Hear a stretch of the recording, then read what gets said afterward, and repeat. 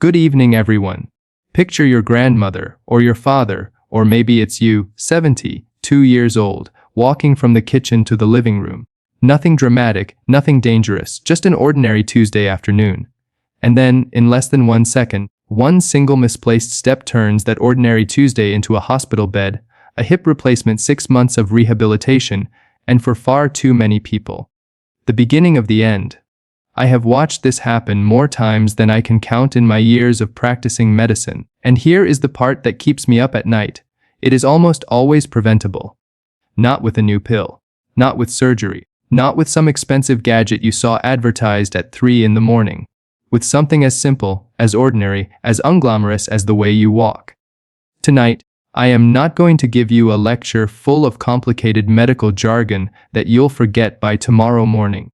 I am going to give you one single change, one specific, deliberate adjustment to your walking pattern, that the research, and more importantly, my own decades of clinical experience tell me can be the difference between a long, independent, vibrant life after 70 and a sudden, tragic decline that starts with something as small as a stumble on a sidewalk crack. So stay with me. Because by the end of this talk, you are going to understand exactly why this happens, why almost nobody is talking about it the right way, and exactly what you need to do, starting tomorrow morning, to protect yourself or the person you love most in this world.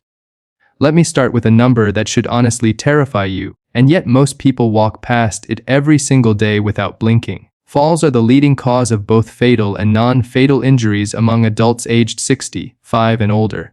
Every single year, millions of older adults fall. Not car accidents, not violent crime, not even most diseases you're afraid of falls. And here's what makes this so cruel. It isn't usually the fall itself that kills. It's what comes after. A broken hip at 75 doesn't just mean pain and a cast. It often means weeks in a hospital bed. And a hospital bed at that age is not a place of healing. It is a place where muscle wastes away, where pneumonia creeps in, where blood clots form, where confusion sets in, where the will to fight starts to fade. Studies have shown that a shocking percentage of people who suffer a hip fracture after 70 will not survive the following year. Read that again. Not the fall, the year after the fall. Now I want you to ask yourself an honest question. When was the last time anyone, your doctor, your family, a magazine, a wellness influencer, sat you down and said, let's actually look at how you walk.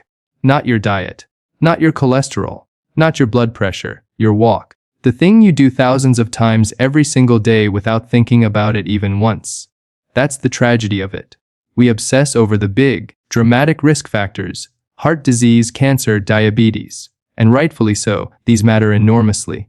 But we almost completely ignore the humble, quiet risk factor that is walking right under our noses, literally, with every single step we take. So let's talk about what actually happens to the human body as it ages, because you cannot understand the solution until you understand the problem. And I promise you, once you understand this, you will never look at your own walk the same way again. When you were young, say, 25 years old, walking was almost entirely automatic. Your brain would send a signal, your muscles would respond instantly and precisely. Your inner ear would tell you exactly where your body was in space. Your eyes would scan the ground ahead and adjust your steps in real time, and your feet would land with confidence and control. This entire system, and it is a system, an incredibly sophisticated one, works together seamlessly when we're younger. We call it the sensoromotor system, and it includes your vision, your vestibular system in the inner ear, your proprioception, which is your body's sense of where it is in space, and your muscular strength, particularly in your legs, hips, and core. Now here is what nobody tells you. Starting somewhere in your 40s and accelerating rapidly after 60, every single one of these systems begins to quietly deteriorate. Not all at once, not dramatically, slowly, silently, like a small leak in a boat that you don't notice until the water is up to your ankles. Your muscle mass, particularly in the legs, begins to decline through a process doctors call sarcopenia. By the time many people reach 70, they have lost a significant percentage of the muscle strength they had in their prime. Sometimes without any noticeable change in how they look, because fat can replace muscle tissue in a way that doesn't show up on the scale, but absolutely shows up in your ability to catch yourself when you stumble. At the same time, your proprioception, your body's internal GPS system that tells your brain exactly where your foot is, how far it is from the ground, whether you're on a flat surface or an uneven one, becomes less precise.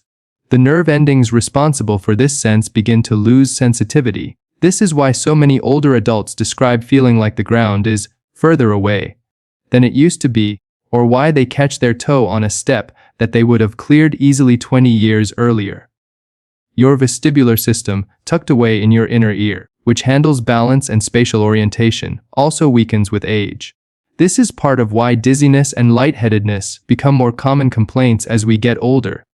The system responsible for keeping you upright and oriented simply doesn't respond as quickly or as accurately as it once did. And then there's vision. As we age, our eyes take longer to adjust to changes in lighting, our depth perception often declines, and our ability to detect subtle changes in the ground ahead, a slight crack, an uneven curb, a rug edge curling up, diminishes. This means that by the time your eyes register a hazard, you have significantly less time to react to it than you would have had at 40. Now here is the critical part, the part that explains everything. Because of all these changes happening together, weaker muscles, duller proprioception, a less responsive vestibular system, and slower visual processing, the human body does something remarkable and frankly quite tragic. It adapts, but it adapts in exactly the wrong direction. Without realizing it, most people over the age of 60 or 70 begin to change the way they walk. And this new pattern feels safer in the moment, but it is, in fact, dramatically more dangerous. I call this the shuffle and shrink pattern. And once you know what to look for, you will see it everywhere. In your own parents, your neighbors, maybe even in the mirror. Here's what it looks like. The stride gets shorter. Instead of taking full, confident steps, the person begins taking small, shuffling steps, barely lifting the foot off the ground. The posture begins to lean forward, the head drops down, and the eyes fix on the ground just a few feet ahead instead of looking further down the path. The arms, which should swing naturally to counterbalance the legs, begin to stay close to the body, sometimes barely moving at all. And most critically, and this is the part almost nobody talks about, the foot no longer lifts and rolls through a proper heel-to-toe motion. Instead, it drags, it shuffles, it barely clears the ground. Why does the body do this? Because on some subconscious level, it is trying to protect itself. Shorter steps feel more stable. A forward, leaning posture feels like it keeps the center of gravity safer. Looking down at the ground feels like it helps avoid obstacles. Keeping the arms close feels more controlled. But here is the devastating irony, and I want you to really absorb this, because this is the entire foundation of what I'm going to teach you tonight. This defensive walking pattern, the shuffle, the forward lean, the downward gaze, the shortened stride, does not prevent falls. It causes them. Let me explain exactly why, because once you see the mechanics of this, it will click into place permanently. When you shuffle instead of lifting your foot properly and rolling it through a full heel-to-toe motion, your toe clearance, the small gap between your foot and the ground during a step, shrinks dramatically. In a healthy young walker, that clearance might be an inch or more. In someone who has developed a shuffling gait, that clearance can shrink to a fraction of an inch. Now, a fraction of an inch is all it takes for your toe to catch on a rug edge, a slightly raised paving stone, a doorway threshold, or even just an uneven patch of sidewalk. And here is the cruelest part. Because you're not lifting your leg properly when your toe does catch, you don't have the muscular strength and coordination pre-loaded into your stride to correct it quickly. You don't have a quick, powerful counter step ready to fire. Instead, your forward momentum simply continues, and down you go. The forward-leaning posture makes this worse in two ways. First, it shifts your center of gravity further forward, meaning that any stumble is more likely to become a fall rather than a stumble you can recover from.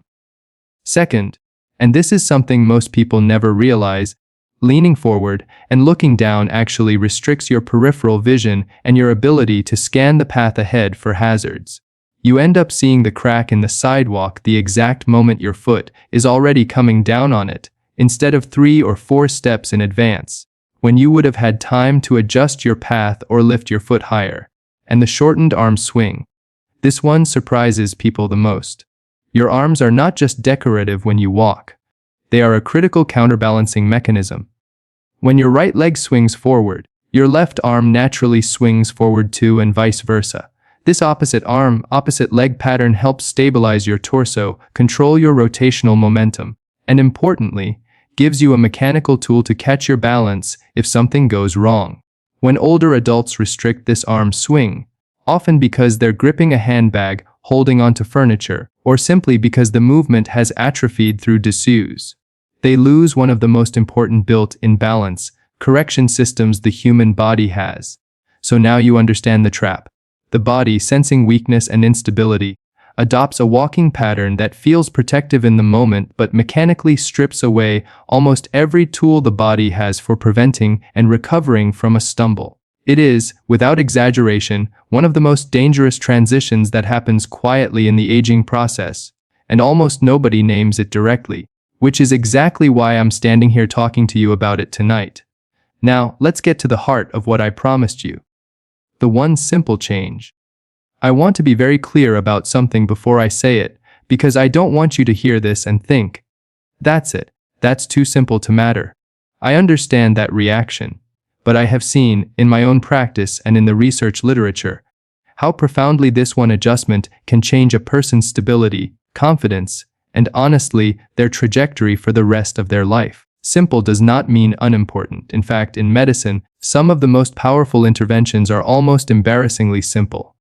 We just don't practice them consistently. Here it is. The one change is this: consciously reclaim your heel to toe stride with your eyes up and forward, not down at your feet. Let me break this down into its actual components, because walk properly is too vague to actually help anyone. I want you to understand the mechanics so precisely that you could teach it to someone else tonight. Component number 1, the heel strike. Every single step should begin with your heel touching the ground first, not your whole foot landing flat, and certainly not your toe dragging along the surface. When your heel strikes first, it triggers what's called a proper loading response through your ankle, knee, and hip. A controlled, cushioned absorption of your body weight that keeps your joints stable and your balance centered. When people shuffle, they lose this heel strike entirely. The foot just sort of arrives on the ground, flat, without any real mechanical control. Practicing a deliberate heel strike re-engages the muscles in your shin, specifically the tibialis anterior, which is one of the most important muscles for preventing trips, because it's responsible for lifting your toes and forefoot during the swing phase of your step. Component number 2, the roll through. After your heel strikes, your foot should roll smoothly forward along the outside edge, through the middle of your foot, and finally push off powerfully through your big toe.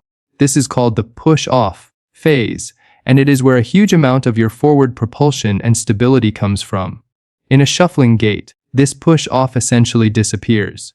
The foot just sort of slides forward instead of rolling and pushing. When you consciously practice pushing off through your big toe with each step, you are re-engaging your calf muscles, your foot's intrinsic muscles, and your entire lower leg's stabilizing system. Component number 3, and this might be the most important one of all, lifting your toe clearance. As your leg swings forward for the next step, you want to consciously think about lifting your toes up and your knee slightly higher than feels natural at first. I often tell my patients to imagine they are stepping over a small curb with every single stride, even when they're walking on a perfectly flat floor. This single mental cue dramatically increases toe clearance, which, as I explained earlier, is the single biggest factor in whether a small obstacle causes a stumble or is cleared without incident. Component number 4, your eyes and your posture. I want you to lift your gaze. Not staring straight up at the sky, but looking 10, 15, 20 feet ahead of you on your path. The way you would naturally look while driving a car. You scan the road ahead when you drive. You should scan the path ahead when you walk. This does 2 critical things. It gives your brain advance warning of upcoming hazards.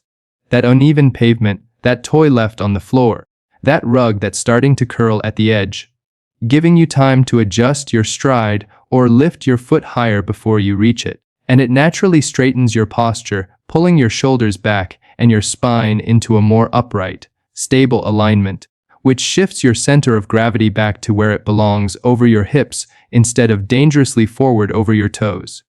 Component number 5, let your arms swing. Consciously allow your arms to move in that natural opposite rhythm with your legs.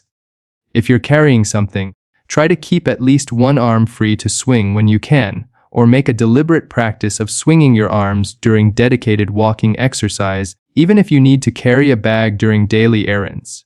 This restores your body's natural counterbalancing mechanism and gives you a mechanical tool for catching yourself if you do stumble.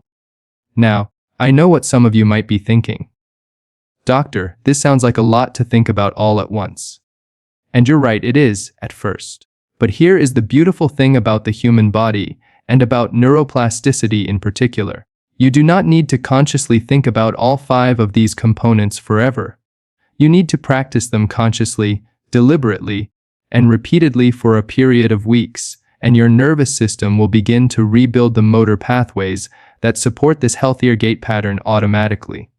This is exactly how you learned to walk in the first place as a toddler, through conscious, effortful, sometimes clumsy practice that eventually became completely automatic. I recommend starting with what I call practice walks. Set aside just 10 minutes a day, in a safe, flat, familiar space. Your living room, a hallway, a quiet section of sidewalk near your home. And during these 10 minutes, walk slowly and deliberately, thinking through each component. Heel strike first. Roll through the foot. Push off through the big toe. Lift the toes and knee on the swing. Eyes up, looking ahead. Arms swinging naturally. It will feel awkward. It will feel almost silly at first, like you're a marionette being carefully operated by strings. That's completely normal, and that's actually a good sign. It means you're engaging muscles and mental pathways that had gone quiet through years of the shuffling pattern.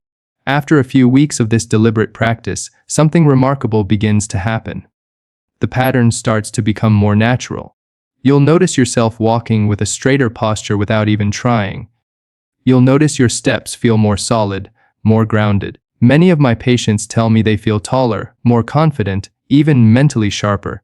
Because, and this connects to something else I want to touch on, walking with your head up and your gait engaged isn't just about your legs.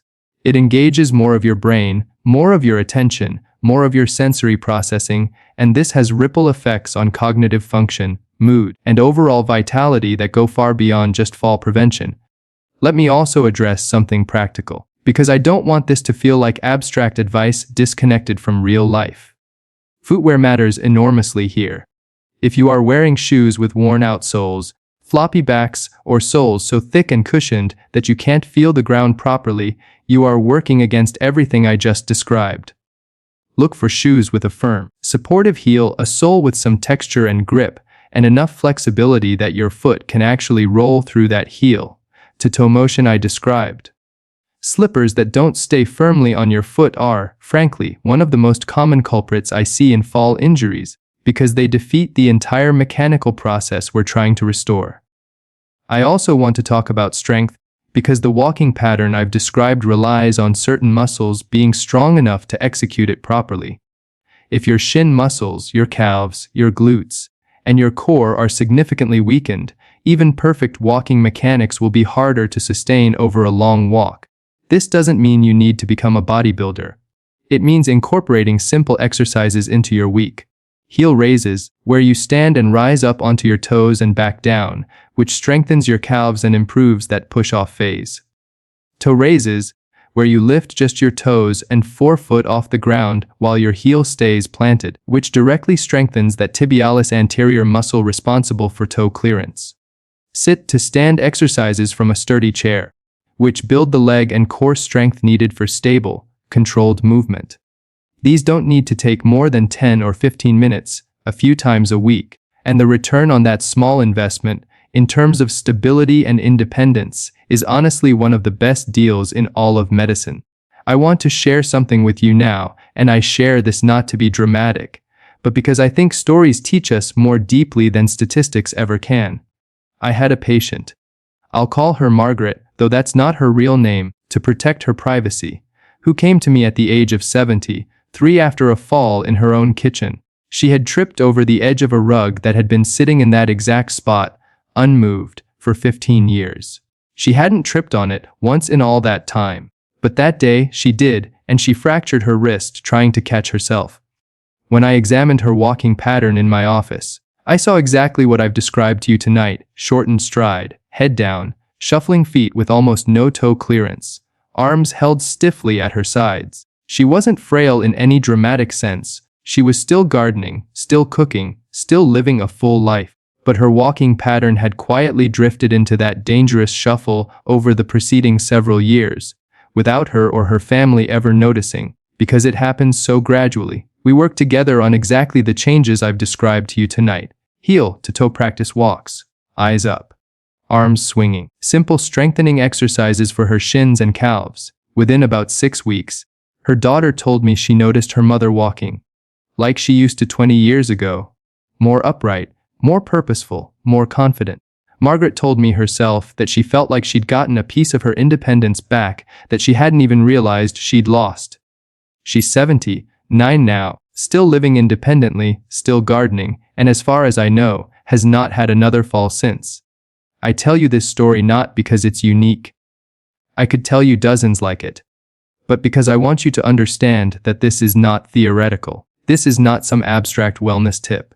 This is a real, practical, achievable change that real people just like you, people just like your parents, have used to meaningfully change the trajectory of their health and independence in the second half of life. Now, I want to talk for a moment about why so few people ever hear this information clearly laid out like this. Part of it is that our medical system, for all its wonders, is often structured around treating problems after they occur rather than preventing them before they happen. A doctor sees you for 15 minutes, focuses on your blood pressure numbers and your medication list, and simply doesn't have the time in that visit to sit down and analyze your walking pattern in this kind of depth. Part of it is that walking feels too basic, too mundane to be taken seriously as a medical intervention. We associate serious medicine with pills, procedures, and machines, not with the simple act of putting one foot in front of the other. And part of it, honestly, is that the shuffling gait develops so slowly and so subtly that neither the person experiencing it nor their family members who see them every day ever notice the change happening in real time. It's like watching a clock's hour hand move. You never see it happening. You only notice the difference when you compare it to where it used to be. This is exactly why I wanted to bring this to you directly, in plain language, without hiding it behind medical jargon or burying it in a 15-minute appointment where there's no time to actually practice it together. I want to leave you with a clear, simple set of actions, because I believe strongly that health information without a concrete action plan is just entertainment, not medicine. First, starting tomorrow, take note of how you currently walk, or watch how your parents or older loved ones walk. Look specifically for that shuffle pattern, the shortened stride, the downward gaze, the stiff arms, the dragging feet. Awareness is always the first step toward change. Second, set aside just 10 minutes a day for deliberate practice walking, focusing consciously on the heel strike, the roll through, the toe lift, the upward gaze, and the natural arm swing. Do this in a safe, familiar space free of clutter and hazards while you're building this new pattern. Third, evaluate your footwear. Make sure you're wearing supportive, well-fitted shoes with a firm heel and enough flexibility to allow that natural foot roll, rather than floppy slippers or shoes with worn, slick soles. Fourth, incorporate simple strength exercises for your shins, calves, and legs a few times a week. Heel raises, toe raises, and sit-to-stand exercises from a sturdy chair are an excellent, low-risk starting point. Fifth, and I cannot stress this enough, if you or someone you love has already experienced a fall, or a near fall, or already shows signs of this shuffling pattern, please do not simply rely on a video or a talk like this one alone. Please talk to your physician or a physical therapist who can properly assess your individual balance, strength, and walking pattern, because everybody's body carries its own particular history, its own particular weaknesses, and its own particular needs, and personalized, hands-on guidance can make all the difference in doing this safely and effectively. I became a doctor because I wanted to help people live not just longer lives, but fuller, more independent, more dignified lives. And if there is one thing that steals independence and dignity from older adults faster than almost anything else, it is the fear and the reality of falling. The fear alone causes people to stop going out, stop seeing friends, stop gardening, stop living the life they love, long before any actual fall ever occurs. And that fear, tragically, is often justified because we haven't been taught the simple, practical tools to protect ourselves. Tonight, you have those tools. You understand why the body drifts into that dangerous shuffling pattern as we age. You understand exactly why that pattern, which feels protective, is actually the very thing that increases the risk of a serious fall. And you understand the one simple change, reclaiming that heel to toe stride with your eyes up, your posture tall, and your arms swinging naturally, that can restore stability, confidence, and independence one deliberate step at a time. I want you to imagine, for just a moment, a different version of that scene I described at the very beginning of this talk. Picture that same 72-year-old woman walking from her kitchen to her living room. But this time, her stride is confident. Her eyes are up, scanning the path ahead. Her heel strikes the ground first, her foot rolls smoothly through, and she pushes off with strength through her toes. Her arms swing gently at her sides. She notices the small wrinkle in the rug 3 steps before she reaches it, and without even thinking about it, her foot lifts just a little higher to clear it safely.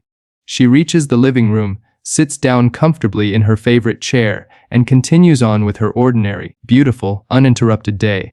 That is not a fantasy. That is not wishful thinking. That is an entirely achievable, entirely realistic outcome, built on nothing more exotic than understanding your own body and practicing a few deliberate, simple adjustments to something you already do every single day of your life. Take care of your walk, and in a very real, very literal sense, your walk will take care of you. If tonight's message meant something to you, if you're thinking about your own parents, your own grandparents, or even your own future self as you head into these years, please do something simple for me right now. Hit that subscribe button so you don't miss the next conversation, because there is so much more I want to share with you about living a strong, independent, vibrant life well into your 70s, 80s, and beyond. And please, leave a comment below and tell me about your own experience or your own parents' experience with walking, balance, and falls. Tell me what changes you're going to start practicing tomorrow morning. I read every single comment, and I promise you, your story might be exactly what someone else needs to read tonight to make a change that protects the people they love most. Thank you so much for spending this time with me. Take care of yourselves, take care of each other, and I will see you in the next one.